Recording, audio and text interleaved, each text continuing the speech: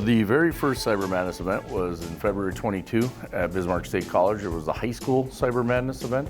We had 13 teams, about 60 students, from 13 schools of 12 teams, and about 60 students. It was very popular.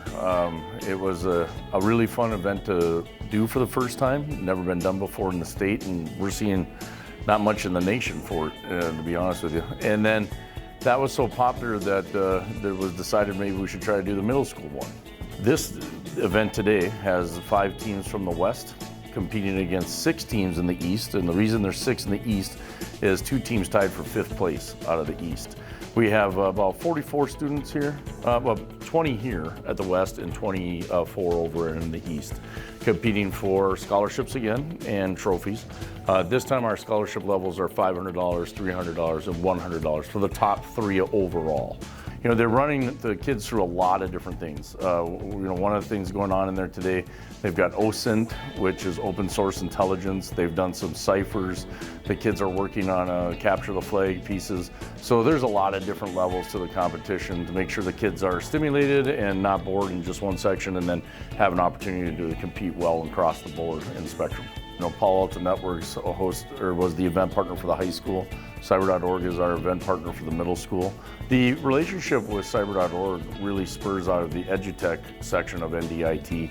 They've had a long relationship with Cyber.org, and Cyber.org's just been a wonderful help on the PK20W initiative that we do here at the state of North Dakota. They also help other states in their different efforts in educating K-12. And recently, they partnered with CISA to now allow a cyber range that's going to be available to all students across the nation. In the range, it's completely virtual, it's secure. Students are able to go into the range and to practice these types of attacks, to see what cybersecurity is in action from both the attacker perspective and from the attackee perspective. And so today, these students are able to participate in what we call a Capture the Flag challenge, which is like a Jeopardy style event where students are given a series of challenges that have different point values. Those challenges are then able to be solved, and they solve them within the range, because some of them have where they have to undergo some cybersecurity methods and things of that nature. And so we give them that practice. A lot of times it's a misnomer that people believe, oh, you gotta be really good at computers or really good at math to do these kinds of competitions, and that's not true. A lot of these are built on puzzle solving.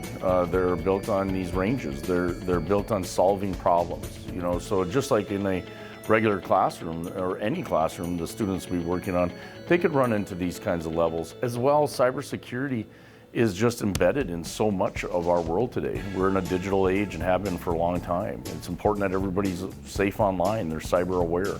And students know a lot more than we realize they know. These are competitions and different education pathways that can lead to careers in cybersecurity and IT. On a global basis, and this has been true for a number of years now, we are millions of vacancies worldwide, hundreds of thousands in the United States alone.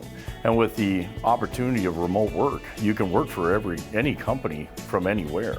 So I really hope the students, A, have a great time, are getting a great education out of this, really enjoying it, but I really hope they start to see that, you know, this is something I think I could do or I want to pursue, and I hope they lean on us for that.